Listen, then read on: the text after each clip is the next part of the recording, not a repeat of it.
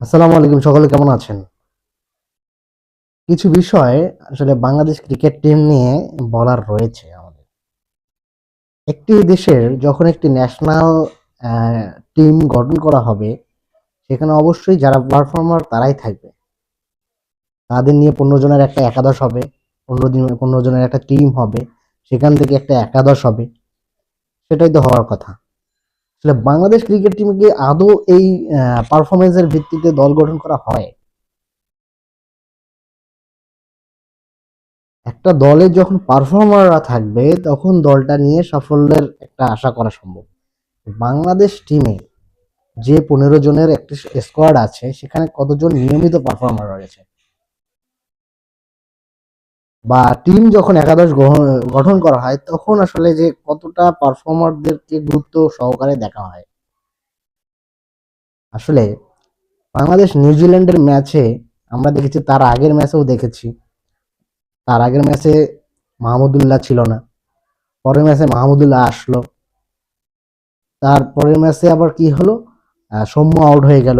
কিন্তু সৌম্য সরকার যে আউট হয়ে গেছে, সৌম্য সরকার কিন্তু তার আগের ম্যাচে জিরো করেছে, কিন্তু তার আগের ম্যাচে ওয়েস্ট ইন্ডিজের বিরুদ্ধে ৭৩ রানের একটা ইনিংস রয়েছে। কিন্তু দেখুন, সৌম্য ৭৩ রানের একটা ইনিংস করার পর পরে একটা শূন্য, একটা একটা ম্যাচে শূন্য মারার পর সেই দল থেকে আউট হয়ে গেছে।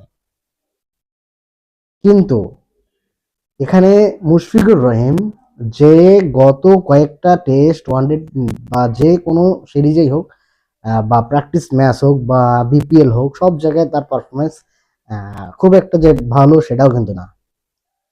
সেখানে তাহলে পারফর্মার হিসেবে মুশফিক দলে আছে নাকি তার নামের ভারেই আছে, এটা একটা প্রশ্ন।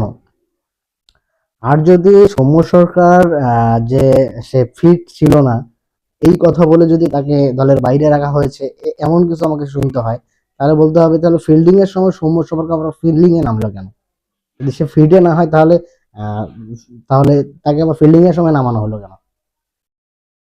আসলে বাংলাদেশ যে টিম, যে একাদশটা গঠন করা হয় বা যে ১৫ সদস্যের যে টিমটা গঠন করা হয়, সেটা আসলে কতটুকু পারফরমেন্স বেস করা হয়, বা বাংলাদেশ টিমে আদৌ কি এইরকম বা একটা টিমকে, যে আমরা যখন কোনো একটা আইসিসি ইভেন্ট বা যে কোনো একটা সিরিজে যাওয়া হয়, যাওয়ার আগে অবশ্যই আশার আলো বা এটা ওটা এইটা অনেক কিছু বলা হয়, কিন্তু আসলে কতটুকু, আমি যে একটা টিম গঠন করে এক জায়গায় যাচ্ছি, সেইখানে যে আমি কতটুকু পারফরমেন্স বেজ একটা টিম নিয়ে যাচ্ছি যেটার ফলে একটা ভালো ফলাফল আসবে, নাকি আমরা ওই যে অনেকে বলেছে শিক্ষা সফরে গেলাম বা পিকনিকে গেলাম, খেললাম আসলাম, আমাদের তো লস নাই, শুধু লাভই আছে। যেমন আইসিসি এই চ্যাম্পিয়ন্স ট্রফিতে বাংলাদেশ খেললে বাংলাদেশের প্রতি ম্যাচের জন্য একটা বরাদ্দ, একটা ফি পাবে। প্রতি ম্যাচেই একটা মানে বাংলাদেশ খেলার পরেও দেখা যাবে যে হেরে গেল, তারপরেও বাংলাদেশ একটা অ্যামাউন্ট পাচ্ছে, বাংলাদেশ বিসিবি একটা অ্যামাউন্ট পাচ্ছে। এটা তো একটা শিক্ষা সফরের মতন হয়ে যাচ্ছে।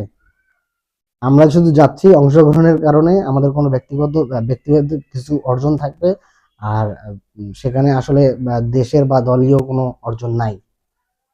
আসলে কতটুকু যে পারফরমেন্স বেস আমরা টিম গঠন করি, এইটাই আসলে আসলে আজকের বিষয়, বলার বিষয় ছিল এইটা। আমাদের বিসিবি বা আমাদের যে নির্বাচক প্যানেল বা যেটাই বলেন, যারা দায়িত্বশীল জায়গা রয়েছে, তারা অবশ্যই এই জিনিসগুলো আসলে খেয়াল করা উচিত বলে মনে করি।